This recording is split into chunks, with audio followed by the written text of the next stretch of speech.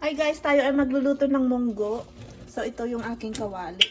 Ako'y maglalagay lang ng mantika. Ayan. Tapos ayan na yung ating munggo. Nalaga ko na yan ahead of time, earlier. Ayan. Tapos magigisa tayo. Ginataang munggo siguro ito. Ayan, lagay ko na yung onion. Tapos isabay ko na rin yung bawang. Ayan. And then, sangkot siya. Ayan. So, ayan lang. Nilagyan ko lang siya ng black pepper. And then, while that is simmering, low heat, para maluto yung ating onion. Saka natin ilagay yung kamati. While stir frying tayo, maghihimay ng malunggay. Ayan guys. Ayan, himayin ko lang malunggay. Ayan na guys. I will put the tomato na. Ayan.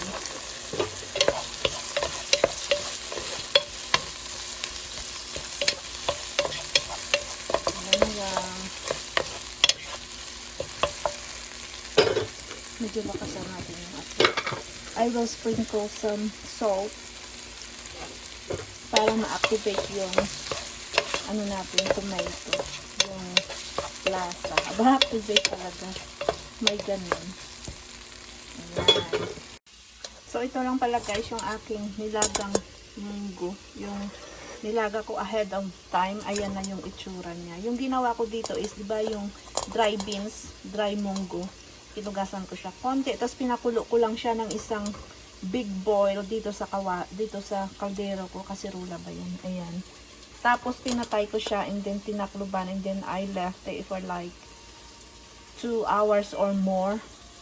And then pagkatapos nun, ano ba tawag dyan, binanlawan ko ba, hinugasan, I throw the first boil of water away and rinse the beans a little bit, and then nilagyan ko uli ng another fresh water and then binoil ko siya uli, another big boil, and then tinakluban ko siya uli and then let it sit for few hours again. Kaya ayan na yung itsura.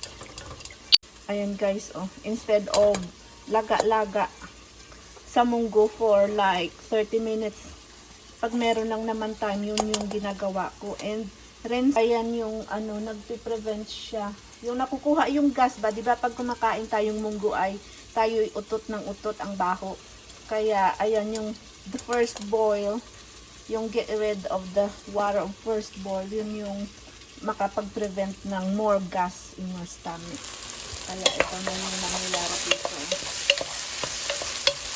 Yun lang yun yung nabasa ko guys. Kaya share ko lang sa inyo, and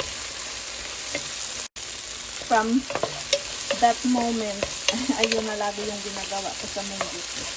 Kaya ayan, pwede ko nang ilagay yung aking munggo. Dahil more than yun. Ayan. Ayan oh. Yung rock crab yan guys. Free lang yun. Nung nag-crabbing kami dito sa Pacific Northwest, Seattle, Washington. Ayan. There are some summertime, merong crab season, kayo mag-crabbing doon at libre basta meron na kayong permit. Ayan. Tapos lagyan ko na siguro ng asin guys, sprinkle some asin and then black pepper, ganyan. Lagyan ko siguro ng chicken powder, lagyan ko siya ng ganito guys. Ayan, yan lang. Tapos ayan na guys, mga ano siguro, mga 1 teaspoon nilagay ko, konti lang na chicken powder. And then from here ilagay ko na yung sabaw ng munggo. Ayan. Tapos hahaluin ko lang konti and then pakuluan natin. Pag ito'y kumulo, ilagay na natin yung ating papaya at saka yung gata. Ito lang yung gagamitin ko. Ayan, from Costco yan. Ayan, tapos yung ating papaya. Ayan, pakuluan natin. Ganyan na. So, ito na guys yung ating malunggay. Natapos ko ng himay. Tapos, saka ko na lang huhugasan guys. Pagkatapos himay, yung parang ganyan, running water lang. Kasi, pag hinugasan ko siya bago himayin, ako magdidikit-dikit siya guys sa aking kamay, sa ating lagayan. Ganyan. So, ganyan lang. Another tip. Yeah. And then, I decided to put langka na lang guys. Meron akong, ito, yung papaya ko. Okay pa naman kasi. Para okay pa naman yung papaya. Medyo lumambot na siya. Matagal na kasi sa fridge. Pero, lagyan ko na din ng... Yes! No! We are going to eat! Lagyan ko na din ng... ano tawag dyan? Langka, guys. Gusto ko yung gantong langka. Kaya, yan. Nasa lata. Kasi, naputol na nila yung core ba. Kasi yung ibang brand, ito. So, ayan pala eh. Yan pala. Ayan yung gusto kong green jackfruit. Ayan yung gusto kong brand. Dahil yung ibang brand, yung core malalaki. Kaya I end up cutting lang din naman. Go to waste. Kaya ayan. Next time yan na lang yung bibilhin ko na brand. So ayan. Kumulo na siya. I will put the papaya na. Ayan. Sliced papaya. Ayan. The what? Yeah, I'm cooking. My kids like papaya. Ayun guys. They love papaya. And then, yan lang. Pag kumulo konti, ilagay ko na yung ating gata. Ayan, dahil medyo matigas yung papaya. No, I'm cooking it. Ayan na guys. So, kumulo na siya. Ilagay ko na yung aking, ayan, tawag dyan, langka.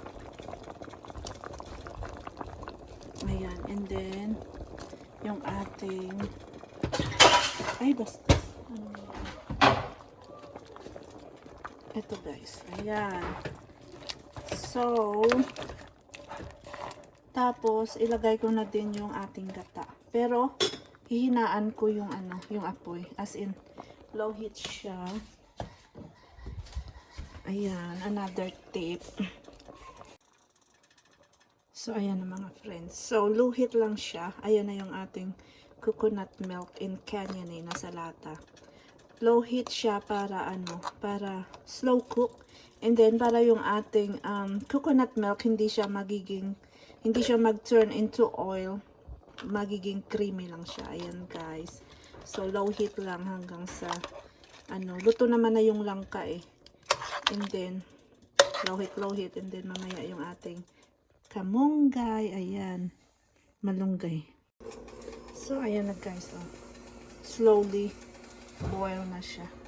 Yung kulo niya dahan-dahan dahil dahan-dahan yung ating fire, slow fire, ayan.